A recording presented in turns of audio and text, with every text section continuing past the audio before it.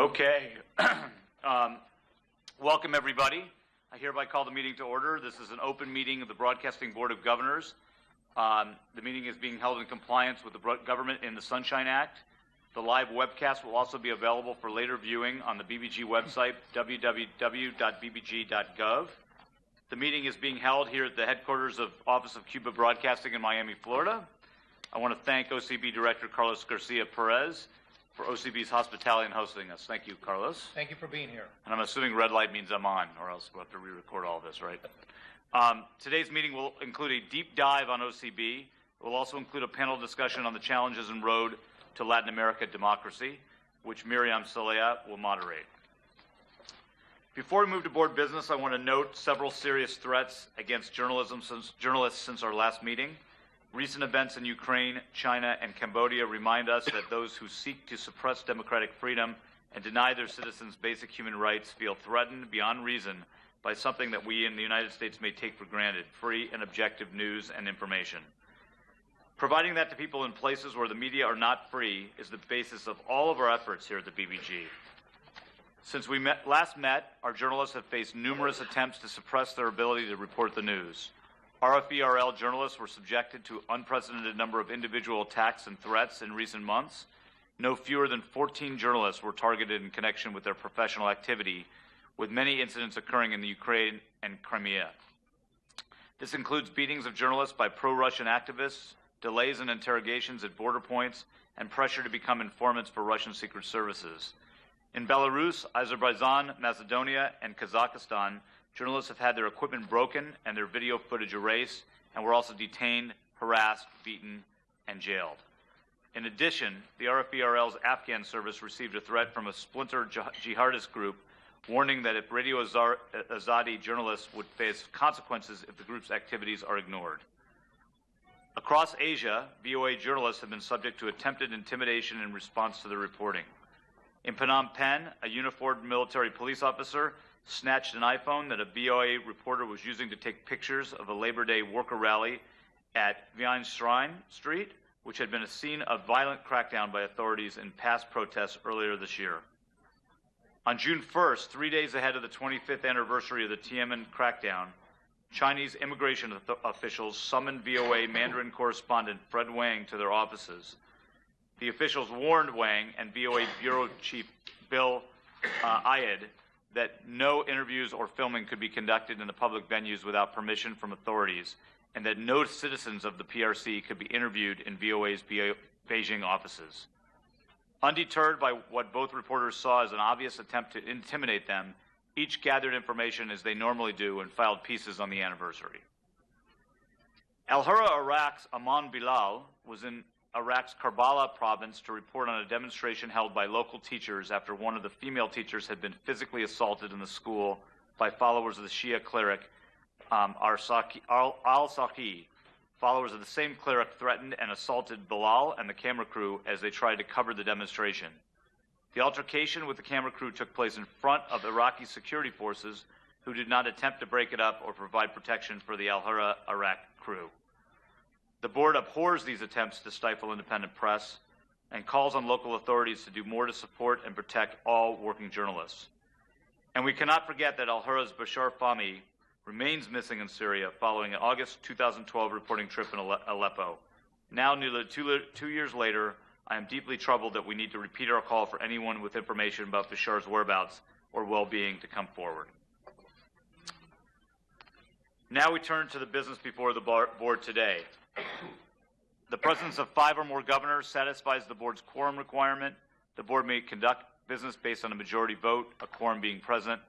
On June 7th, the board received by email materials for the consent agenda, allowing sufficient time for all governors to review prior to this meeting. I received a request from Governor Meehan for a board consideration of a draft resolution on RFERL's Balkan service, and that's been distributed to the board, and I think we're going to discuss that momentarily as well. But first, there's 2 items on the board consideration as part of the consent agenda. One is the minutes of the April 11, 2014 meeting, and the second is a draft resolution honoring Susan McHugh. Before we get to a vote on this, let me just personally say a couple words about Susan, and then I'll open it up if any of the other board members and any heads want to say anything. I've actually known Susan for many, many years, long before I've been on the board.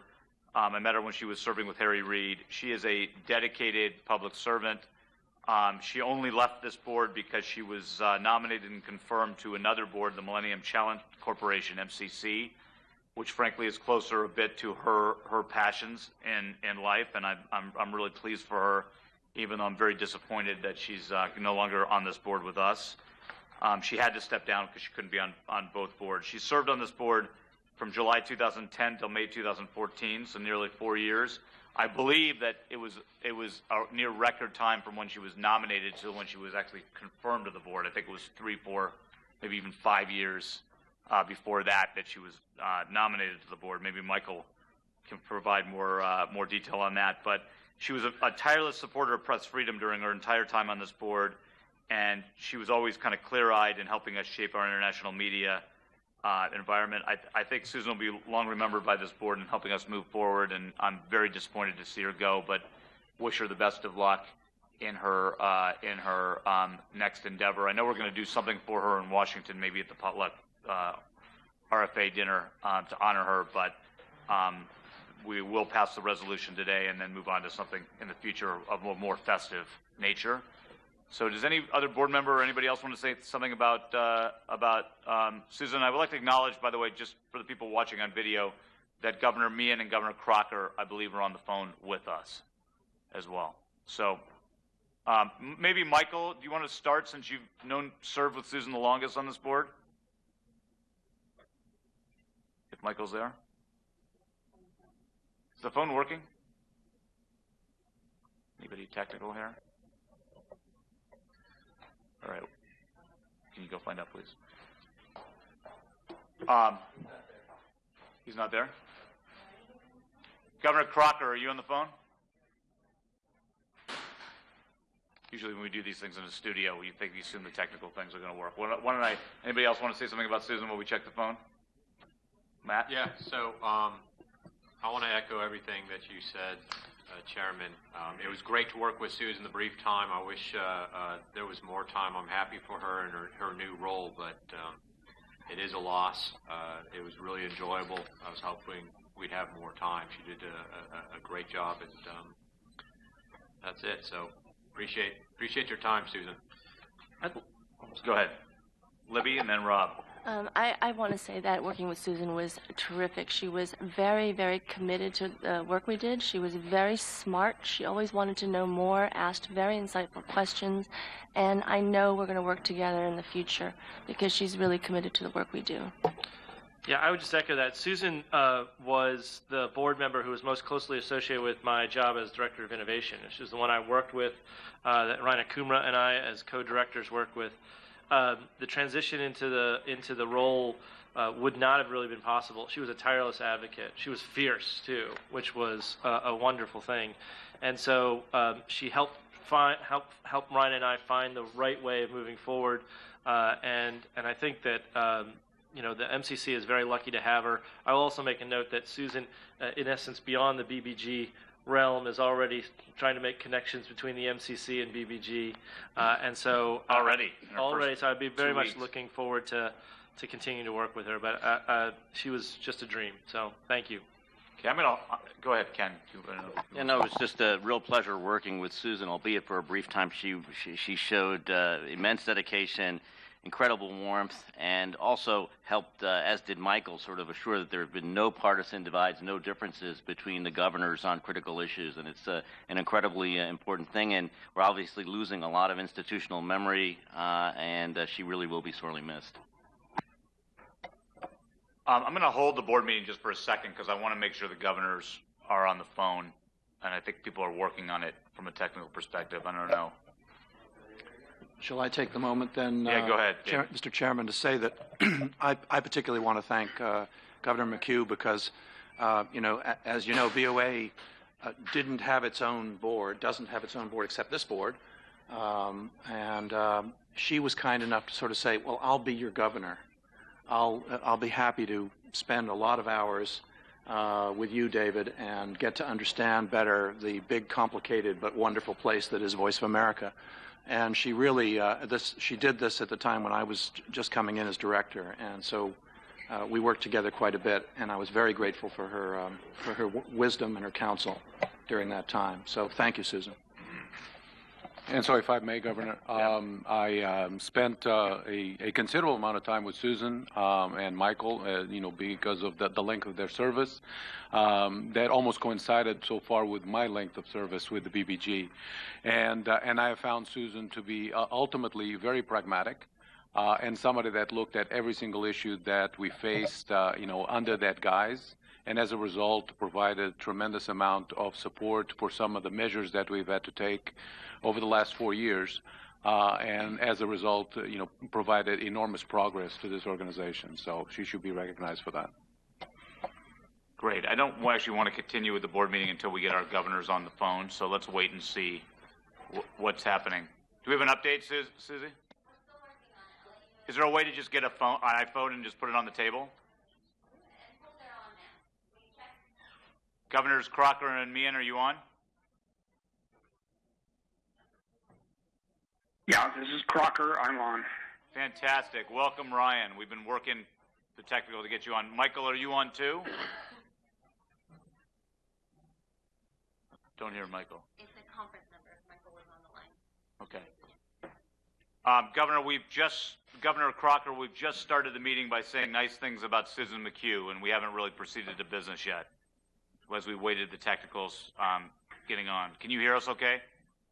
I can hear you fine. I've actually been on the line for quite a while, waiting to get connected, and I simply would add my own thanks and appreciation to Governor McHugh.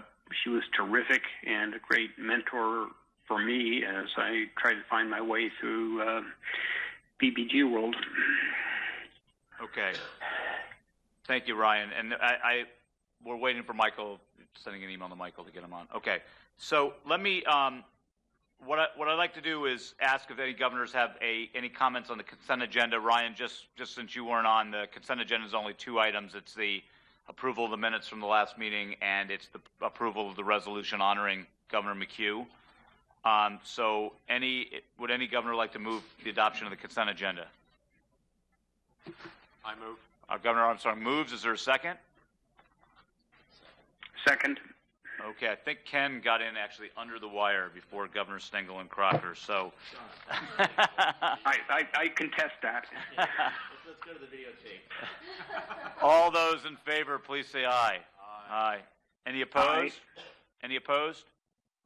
The consent agenda carries. The next item is actually the resolution introduced by Michael, but I don't know if Michael's on yet.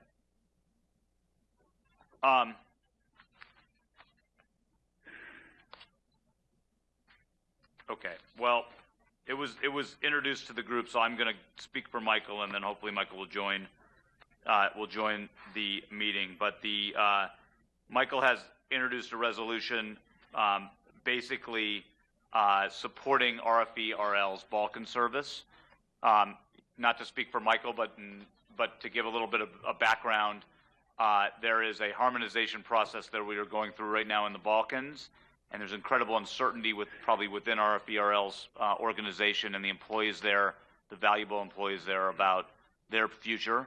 And I think Michael felt it was important for the board to support the employees as we do that hard work in the Balkans. So, John, I don't know if you have Michael? Good morning. Oh, perfect. We have you on the phone. I was just introducing your Balkans resolution. Do you want to take over? Well, if you've got it, go ahead.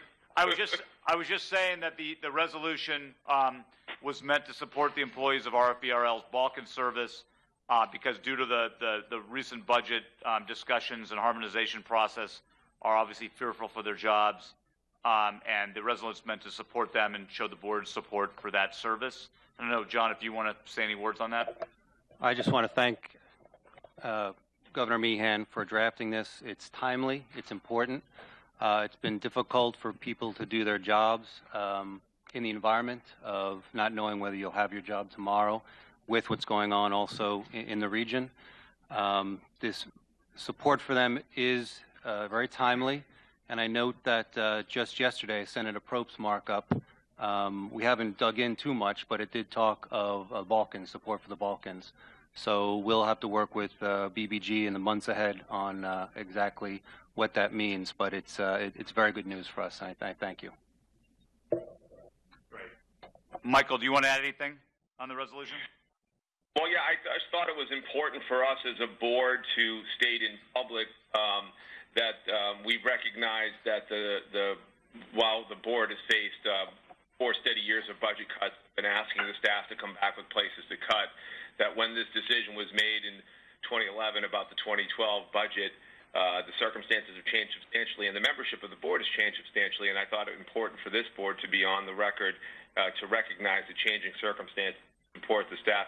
And I understand that we are conveying in written letters to Congress that we are supportive of keeping the service open, so I thought it was appropriate to offer this resolution, so thank you. So let me just say a couple comments, and I'll open it up for anybody else on the board who wants to say anything or ask any questions on this. I'm going to vote yes on this resolution, but I don't particularly like it. And John, let me explain a little bit why I don't like it. It's kind of like offering a resolution that you like your second son and not your first daughter. And these are all our, these are all our, all of the services that we have. We know we have a number of people around the world that are working hard under different difficult circumstances, probably no more so than Balkan service. And so while I support the thing in this resolution, I kind of feel like it's awkward to go say the board supports this service and doesn't support it the same, not offering a resolution at the same time to support our efforts in the Ukraine and Russia or in China or in Africa. So I'm going to vote for the resolution because I do think it's a very trying time, obviously, under these circumstances for these people. But I don't particularly, I just wanted to note it on the record from my perspective. I don't particularly like these kinds of resolutions. But any other comments? Well, I would only add, I'm sorry, I agree with that, Mr. Chairman, and I think one of the issues that all of us realize about BBG is that we have to make difficult choices, and we can't continue to do everything, and we have to say that some of the work we do is actually more important than some of the other work we do. And I agree. For that reason, I think the resolution is unfortunate in the sense that there are many other areas of work that we're doing that are very important. I could jump in. Sure. Go ahead, Michael. Well, generally speaking, I would agree with the sentiments of Chairman Schell, Barry Stengel, except this board voted to zero fund the Balkans. 2014 budget, BRL, zero funded, which we said this public to close. In the 2015 budget submitted, we've also voted to close the way portion of it. So we're on public record to close this service. I wouldn't want to offer a 61 language resolutions to say you're my cutest kid, but I certainly think that if the courts operate in a way tells Congress that we're not using the Bureau, and there's correspondence from the board to members of Congress to this effect, we, the board, should state in public that we reverse the position. So it's not a solution, it's actually a clear policy statement that we've changed our position. Okay. Any other comments? This is Ryan. I definitely do take Michael's point. We have changed our position, and this is a way of being sure that light is cast on that. I would only add, and I think this reflects something of Chairman Schell's view. Again, I vote for this resolution. We might want to think about a separate resolution, just paying the board's tribute to all of our people who are doing hard things with limited resources in harm's way, and I'm particularly focused on obviously the Middle East and Andre's great work to get our people out of harm's way in Mosul as the Al Qaeda forces came through. I did an interview on Al Hurra yesterday. I mean, Baghdad is under threat. Our people are there and getting stuff out. The same is true in Radio Free Asia. I mean, it's worth reminding the American people that the folks who get the news out in crunchy parts of the world are doing so out of a deep sense of commitment and in a great environment of risk.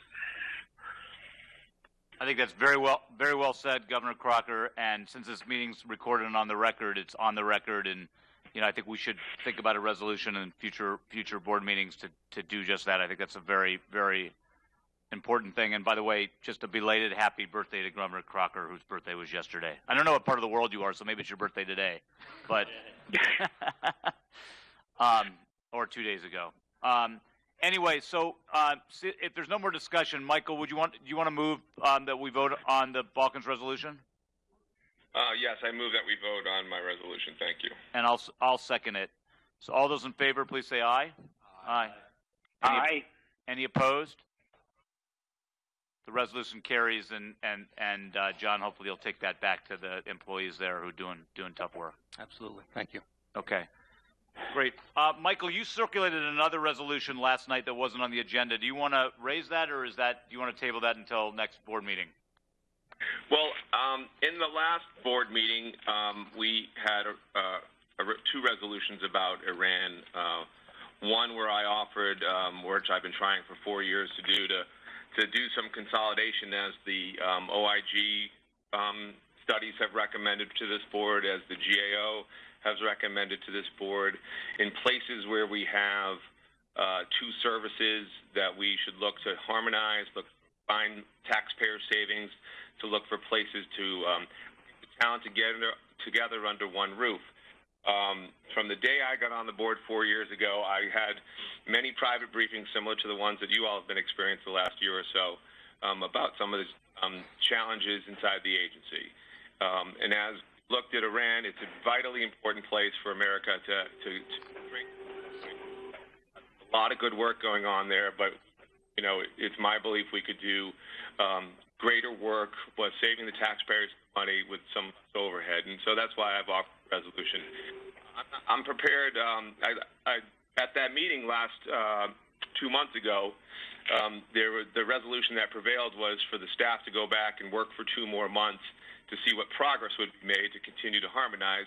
We got briefed on that yesterday afternoon, so that's why I didn't offer my resolution in the 7-day area, because I was hopeful that more progress would be made than has been made. So today I have, for various reasons, we all weren't able to talk yesterday, so I'm prepared to put this resolution in the public domain today, not ask for a vote on it, and ask that it be considered at the August meeting.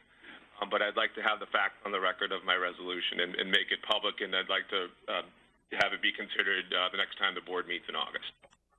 Great. So we'll put the resolution on the public record from this meeting, and I think that's an appropriate way to go forward. Thank you, Governor Meehan. Any other comments on the subject of Iran? This is Ryan.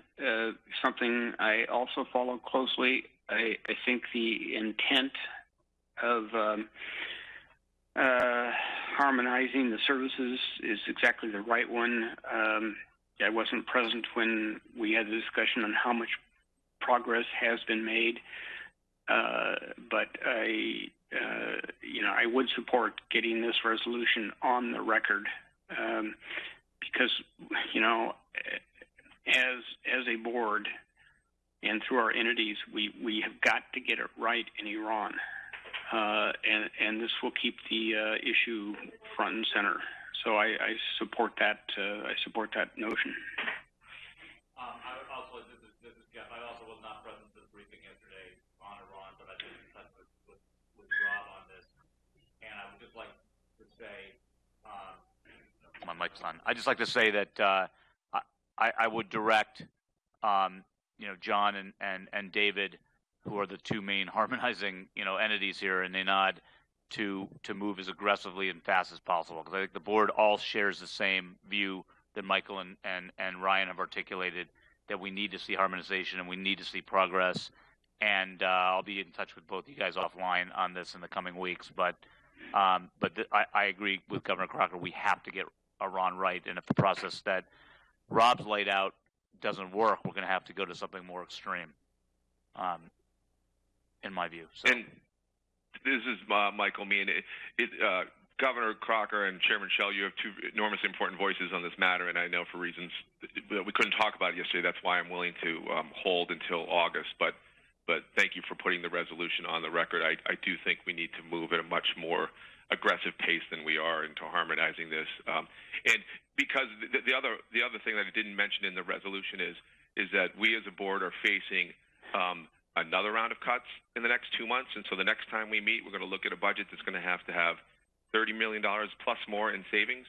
And given some of the legal cases that have not gone our way, we're going to be forced to back into choices to cuts. And I'd rather be in a position where we go with strength and make proactive choices to strengthen the Iranian service and not be backed into it by lost court cases, contractors being cut, and just have it happen to us. And I just really want us to be ahead of the curve and not behind on this.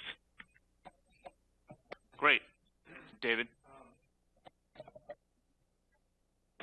Speaking for Voice of America, and I think possibly for my colleagues at RFE, we're kind of excited about the possibilities that the harmonizing process that we're undergoing right now offer us in terms of a collaboration and 1 + 1 equaling more than 2. For VOA, I'm excited about getting some of the excellent RFE reporters, not only in Prague, but in places in the region like Dubai and Istanbul and other places that matter to our Iranian audience, on the air on Voice of America on television.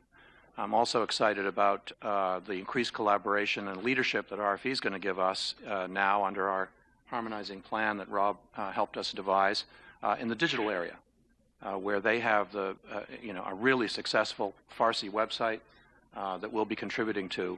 So I think that there's some really nice progress that can be made over the coming months. The other thing I would just note is that, fortunately, we have a pretty large audience in Iran right now. So, the last estimates were that the Voice of America television audience is 24%. That's almost a quarter of the country is watching a VOA television show at least once a week. RFE has a very substantial radio audience with its 24/7 service and gets high ratings. So I think that absolutely we need to work in every way we can, and I'm excited about the harmonizing process that we're undertaking. And I think Jeff Trimble will be an excellent coordinator of our efforts. So I'm actually kind of hopeful. Thank you. Let me just say, I speak for the board in saying that we want to move faster, more aggressively, and we want to see progress, made. We want to get there in the next 2 months as far as harmonization. So we have to go as fast as we can here. This is Ryan. Obviously, we all have the same view, and I assume that this whole process is being carried out in very close coordination with state. I think that's vital. This is Rob Bull. To the board, Ryan Crocker, we have met individually or as a group with the Iran Watchers when they were in D.C. 2 or 3 weeks ago. We continue to be in conversation, and every time that there is a development, or at least on a regular basis, we're in touch with the bureau and staff at the bureau. I think that they are. If I can characterize, I think that they are pleased by the level of coordination of the BBG. I think it's been relatively high level, and we take their input very seriously. They've been very, very helpful, including putting their Iran Watchers in reviewing and looking at the FARDA and VOA programming and giving us input and guidance in terms of what's happening in terms of policy in Iran. They've been understandably very interested in making sure that U.S. international media is an active part of it, and they've been very helpful in getting Secretary Kerry and other high-level State Department folks onto VOA Persia. So they've been very helpful and very engaged. Good to hear. I want to thank David for his words and Governor Crocker, because we realize that this is state and beyond. A lot of key stakeholders here making sure that we get this right. I'm sorry we couldn't have everyone yesterday for various reasons. At some level, when the rubber hits the road, it comes down to resources, of course. It always comes down to resources. We've worked a bit on that. I think there's still some more work to do. We're ready, willing, and able, and looking forward to going a bit further on this. So thank you. Great. Matt, do you want to say, I know you were trying to get in there. The advantage of going so late in the conversation that I can just say I echo vigorously all the comments of the previous governors, and I can't say it any more eloquently than has been. The speed is the essence, and being good at this is supremely important. All right, let's move on to the last part of our general meeting before we get into the deep dive, and that is the public comment section of our meeting. Members of the public who register to attend our open meetings have the opportunity to request a chance to speak to up to 3 minutes, and I think this board said from the beginning that we encourage this and would love to see more and more public speakers at our meetings. I understand today that 2 members of the public, Ann Noonan and Ted Lippian, have traveled to be here and would like to address the board. Thank you, both of you, for coming down here. Please come up to the table, introduce yourself, and go ahead. I think there's 2 chairs for you guys if you want to come up together. Thanks for making the trip. Thank you. Who's first? Ladies first. Okay, ladies first. Go ahead, Ann. Get right to it. Thank you, Chairman Schell and members of the board. Yesterday, Ted Lippian and I met with 5 of the 16 Americans who once worked for the Office of Cuba Broadcasting. On December 19th, 2009, just 1 week before Christmas, they were unceremoniously fired for an alleged reduction in force. None of the firings were done because of poor job performance, nor any misdeeds of any of the workers. While their union, AFGE Local 1812, has been tremendous, the extreme adversarialness of the BBG's legal department has left their lawsuit unresolved. The topic has been brought up at former BBG meetings, but here today in Miami, in the Office of Cuba Broadcasting, it seems fitting to implore the BBG governors to put an end to this injustice. At arbitration, the employees won at every point: reinstatement, back pay, and attorney's fees. Nevertheless, the BBG appealed the decision. The FLRA upheld their decision. The BBG reappealed to the U.S. Circuit Court of Appeals in the D.C. Circuit, which upheld the original arbitrator's decision. This vicious behavior of the BBG's legal department has cost these journalists a lot. Their brand of journalism, unlike most forms, is more of a vocation. Instead of appearing on the priority list for RIF employees, they have lost their careers and have been blacklisted by the BBG. Many are skilled in multimedia. The 5 people Ted Lippian and I met with, despite their multimedia skills, have applied for more than 80 vacant job postings at OCB and VOA, for which they were more than qualified, and they were turned down. Thanks to the BBG, these Americans have lost their homes, lost their cars, lost their 401ks, sold their family's business to help pay their bills, have been hospitalized because of stress and serious illness, have lost their health insurance, cannot afford Obamacare, have no health insurance for themselves, have no health insurance for their children. These are people with families, and their families also suffer financial and emotional tolls. Their families witness their disheartened spouse or parents out of work in a tough job market. Their families are where a college student on a dean's list drops out of college to help pay the bills. While I'd like to believe that these former OCB employees were fired to save money, their replacements are contractors who get paid much, much more. Where 3 people could get a job done in the past, now it takes 10 people.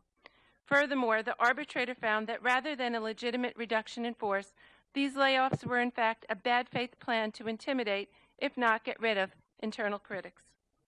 Our meeting was heartbreaking. I wanted to cry. I urged each of these people to make a short video directly pleading their cases to the Broadcasting Board of Governors. If these videos do get aired, please watch them and listen to their stories and the cruelty they've endured by the BBG's legal department. I'd like you to realize that this unresolved lawsuit serves not only as a complete embarrassment for a federal agency in the United States of America, whose mission it is to report human rights cases, but it is a clear example of why low morale plagues the BBG. Charges at the BBG need to be made, and changes at the BBG need to be made.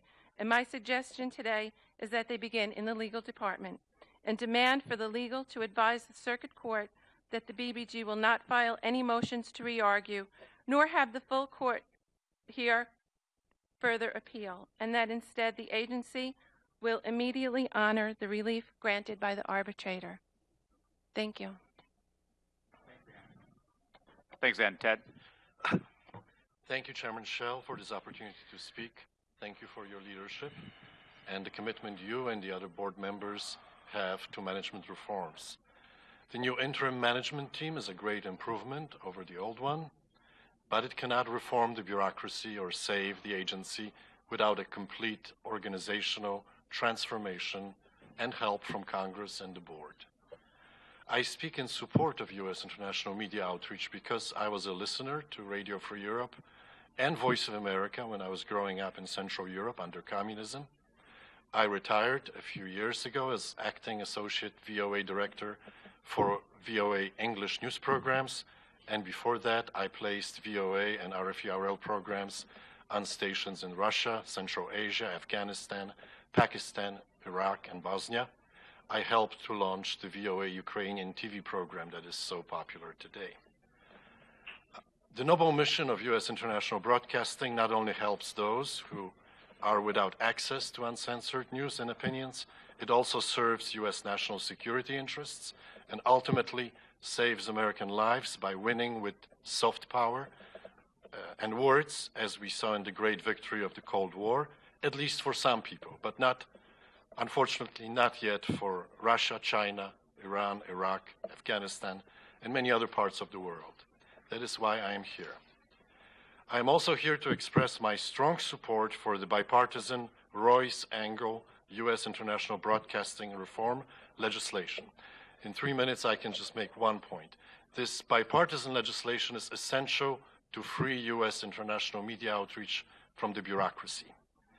Do not believe for a moment that a central, constantly expanding bureaucracy of any kind can run U.S. international broadcasting better or with greater savings for U.S. taxpayers than the surrogate media outlets like Radio Free Europe, Radio Liberty, Radio Free Asia, and Voice of America, which has a completely different mission, can do on their own. The bureaucracy that we have now is what we have now, and we need to move away from this model. I understand that some people are concerned about some wording in the bipartisan Royce-Angle bill with regard to VOA's mission. But that is not an issue that cannot be resolved by putting the VOA charter in full in the legislation. Its key provisions are already included. Congress could also specify once again that all 3 elements of the VOA charter must be observed.